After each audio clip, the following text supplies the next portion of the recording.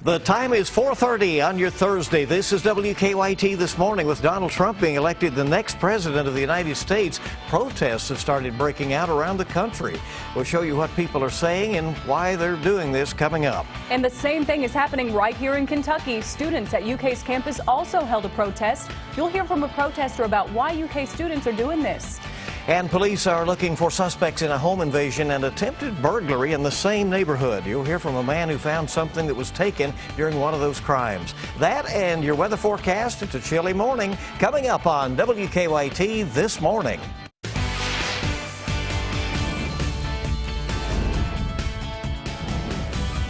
This is WKYT This Morning. Good morning and welcome. It's good to have you on WKYT as we start off this day. I'm Bill Bryant. And I'm Andrea Walker. It is Thursday, November 10th, and today is a historic day for Kentuckians because guess what? There's frost on your cars this morning. It's the first time of the year. So you can get ready for that. Yeah. I couldn't find my scraper. I had to get a credit card. Yeah. I looked like a mess this morning. Bear that in mind, and it's going to be that way. Oh, it looks like for the next few days here, we're going to be having some cool temperatures. So let's check in with meteorologist Micah Harris bright and early. Yeah, pretty thick frost too. As you walk outside, you're going to be running into that. You're going to have to scrape off your windshield, so keep that in mind. And that goes for virtually every location. Look at Monticello coming in at 27 degrees, Williamsburg at 34, 35 right here in Lexington. We go towards your afternoon, roughly 60 degrees in the forecast, so pretty nice afternoon in store because that's actually around average. Now we take off towards your weekend, and your weekend still looks like a cold spell will be flying on in here. I'm going to show you how low we go with those temperatures, what it looks like now coming up.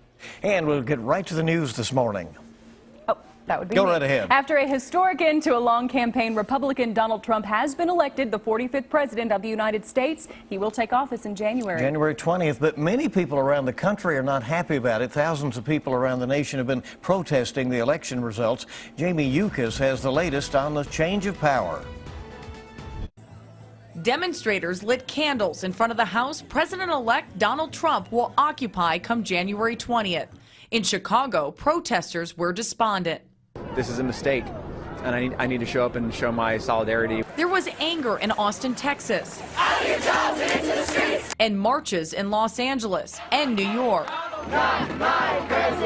I don't buy it that the whole country wants these big steps backwards. Here in front of Trump Tower in Manhattan, thousands of demonstrators have shut down Fifth Avenue.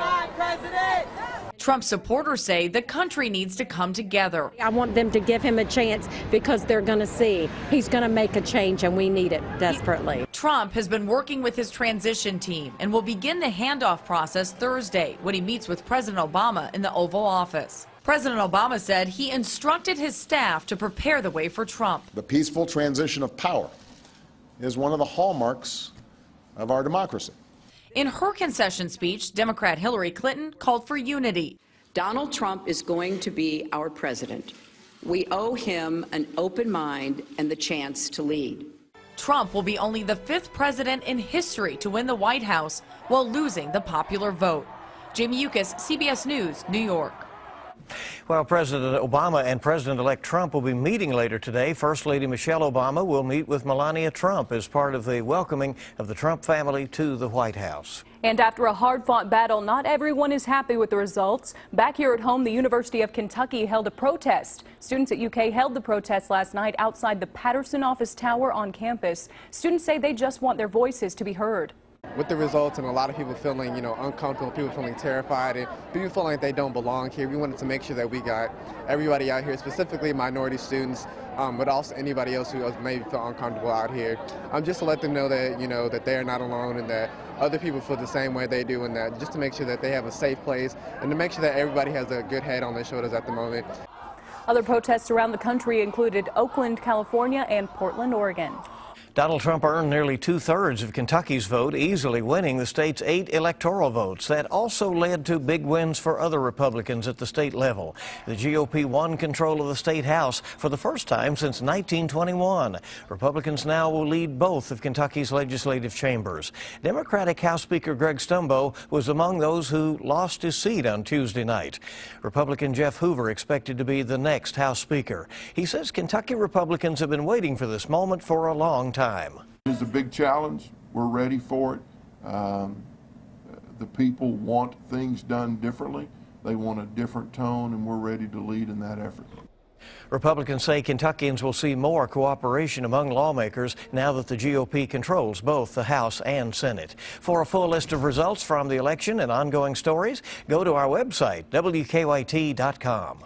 A sad ending to the search for a missing man in Laurel County. A golden alert had been issued for 45-year-old Rodney Carter after police say he disappeared from his home on Poplar Hollow Road early Monday morning. The Laurel County Sheriff's Office says Carter was found dead just before 6 o'clock last night, not far from the home. Investigators say an autopsy has been scheduled to determine a cause of death. We have a crime alert to pass along this morning for people living in Lexington neighborhood. Police are investigating a home invasion and attempted burglary there. Both happened Tuesday night in the Pinnacle neighborhood, which is near Tates Creek Road. WKYT's Monique Blair talked to a man who found a stolen wallet. Late Tuesday evening, while most people were focused on the election, some people who live in the Pinnacle neighborhood got a surprise they never wanted. Lexington police tell us around 10:30, someone tried to break into a home on Clavis Court. We are told that person may have been spooked by the homeowner and ran away. But then about 30 minutes later on Pinnacle Court, thieves did make it inside a home. The couple who lives in the home told me they were upstairs when they heard a noise downstairs. The man says he walked to the top of the staircase, and that's when he saw someone walking up towards him. The homeowner yelled, "Hey," and the thief went running. The homeowner says the thief ran to the garage, opened the door, and ran out. By the time the homeowner got outside, he says he saw about 5 men, all wearing hooded sweatshirts, running away. The couple tells me the thieves stole a large flat-screen TV, several electronics, a set of car keys, and a wallet. We ran into a man who says he found that wallet a couple miles away across Man O' War in the bed of his truck. Found the address here, and so the right thing to do is just to bring it back.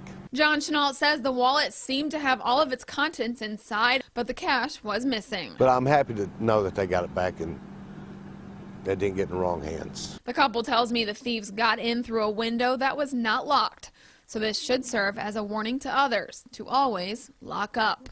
In Lexington, feels good. Monique Blair, WKYT.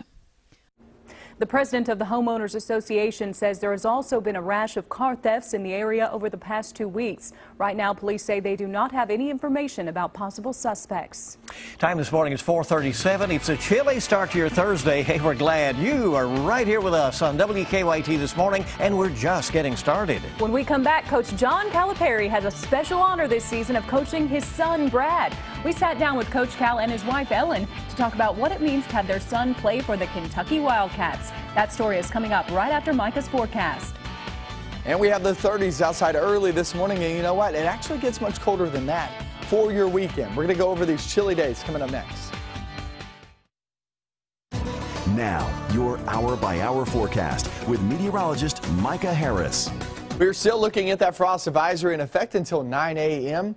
And as we go throughout the morning, it's just going to be really, really cold once you step out the doors. 33 in Covington, 34 in Maysville. For some reason, once again, National Weather Service in Ohio actually not putting out frost advisories for far northern Kentucky. But trust me on this, you will have frost this morning. Some reason they don't do that, I don't know why. 35 degrees right now in Lexington. You go down south into the 30s too. So anywhere across the viewing area, you will have frost. It's widespread outside from north, where you're not seeing those frost advisories, to south, where virtually all of us are actually seeing those. 34 now in Danville. So we go through your day. It'll rise very rapidly, roughly 60 degrees later on this afternoon, and we'll look for mostly sunny skies. It actually be a pretty nice afternoon in store in terms of where we should be this time of year, which is roughly 60 degrees. Off towards your evening and overnight hours, it doesn't get as cold, but it's pretty chilly tomorrow morning right there. Back in the upper 30s to lower 40s. Then we head towards your weekend. Friday doesn't look all that bad for Veterans Day. Saturday is when another front rolls on through. Now, I will tell you this. On Friday evening, when you're out there for some of those high school football games, that's when you'll start to feel those winds start to crank up. And that is going to be that front rolling on through. So it's really Friday night into Saturday morning. You'll start to feel some very chilly air. It's going to be much like yesterday, where highs were only in the upper 40s, lower 50s. Except you'll have at least some sunshine here and there to help you out. Off towards your Sunday. Sunday morning, we start off in the 20s and 30s. It's going to be a very cold start Sunday. There's no doubt about it. We will have a freeze in some spots. That's 100%. But is it going to be for everybody? We'll see. And will we have a hard freeze in some locations? That's another question. So there are a lot of questions on how low these temperatures go there on Sunday morning. Highs by the afternoon at 56 degrees. All right, let's check out your 7-day forecast. And you can see that by the weekend. That is really the big picture. That's the big story, is how cold it's going to be this weekend, guys. You got 28 for an overnight low there into Sunday morning. So here comes that cold. You felt it this morning. Yes. I got in, I was like, no, man. No doubt about it. Yeah. I don't like it. Mid-30s right now, aren't we? That's right. where we are. Yep. Never ready for it, Thank but you. it comes nonetheless. That's right.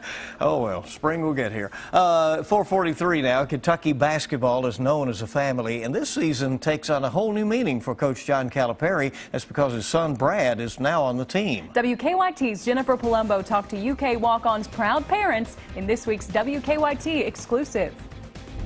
No one is more excited about having two Caliparis on the team this season than Ellen Calipari.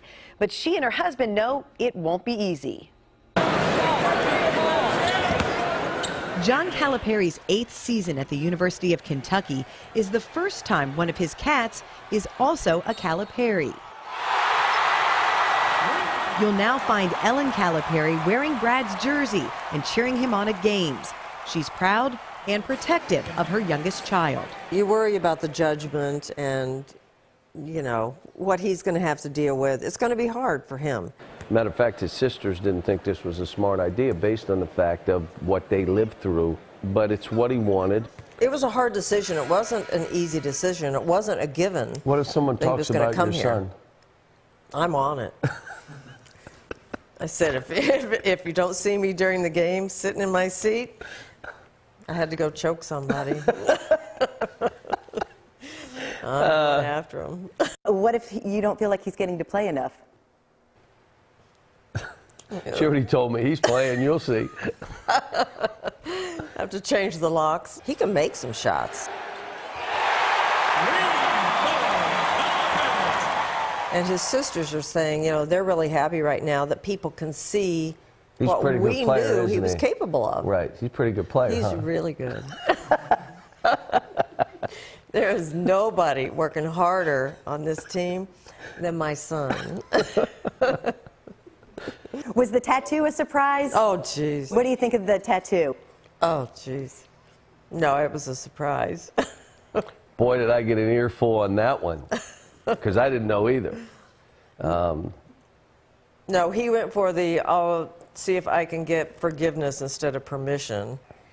And then when he said, you know, what it was, it says earned, not given. You got to cover them up if you're getting into the workforce.